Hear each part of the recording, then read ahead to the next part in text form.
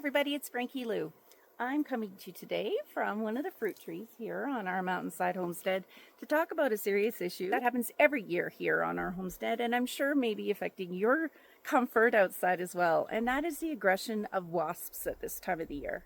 As a gardener, I actually do see the benefit of wasps most of the time.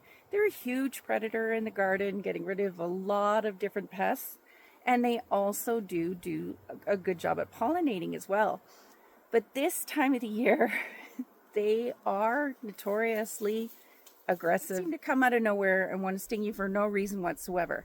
And just like in managing most problems, if the more you know about the situation, the better you're able to deal with it. I thought this is a good opportunity to tell you why wasps are behaving in such an aggressive manner so that you can help to deal with them and avoid some of the very negative consequences of being stung by a wasp. It's that time of the year when a lot of other insects have started to die off because it is getting cooler, but we haven't had our first really hard frost here yet. This is prime time for wasp aggression. And the reason for that is because of the very strange and interesting dietary requirements and abilities to digest. There's many different kinds of colony wasps, and these are the ones that are causing most of the stings right now. The reason for that being is that the queen of that colony has stopped laying eggs and raising larvae to create new wasps. She's preparing for the winter season. Most of the members of the colony are going to die once that cold, hard frost comes, including usually the initial queen. The only ones who are going to survive are the young mated queens who are now running around trying to find a place to hibernate for the winter. And they're gonna go somewhere small and be by themselves. The rest of the colony is going to die. Normally, an adult worker wasp will live for 2 to 3 weeks within its full-grown phase, and it'll spend most of its time gathering food for larvae back at the colony. See, adult wasps can only digest sugars. But you say, hey, but I'm always seeing them. They're going after my meat when I'm eating at a picnic, or in the summer, that's the case because what they're doing is they're feeding the larvae back at the colony. The larvae have the capability of consuming that protein, digesting it, and then they create, and I'm not making this up, a nectar.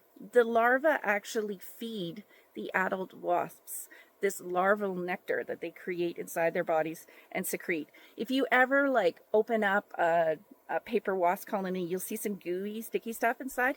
That's the larval nectar, and that is what the adult worker wasps actually eat most of the time.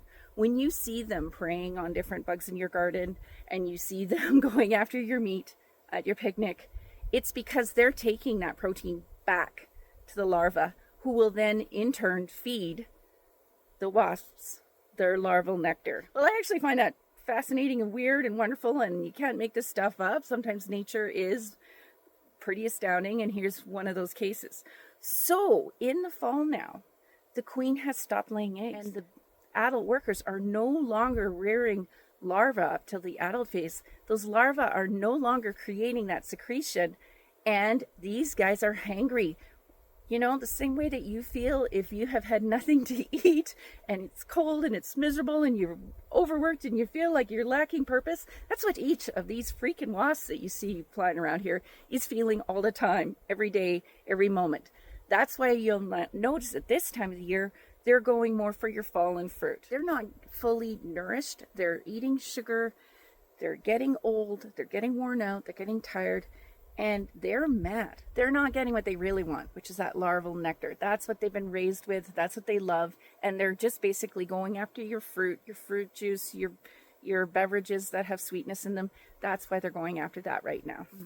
It might seem that you want to squish a wasp if one is coming near you, but that is not a good idea, because the same way that when a wasp stings you or it gets squashed, its body releases a pheromone, which is basically a tagging system on you. That is saying to other wasps in the area, this creature needs to be stung because they're a threat. Move away from them quickly. Don't flail about. Flailing is also a really bad idea around wasps because they see that as aggression. The more that I learn about wasps, the more I am fascinated by them, and the more I can understand their behavior, the more I can avoid being stung myself. I hope that's helpful. Please do ask questions if you have any. And as always, I hope you'll take this chance to grow together today. Have a good one.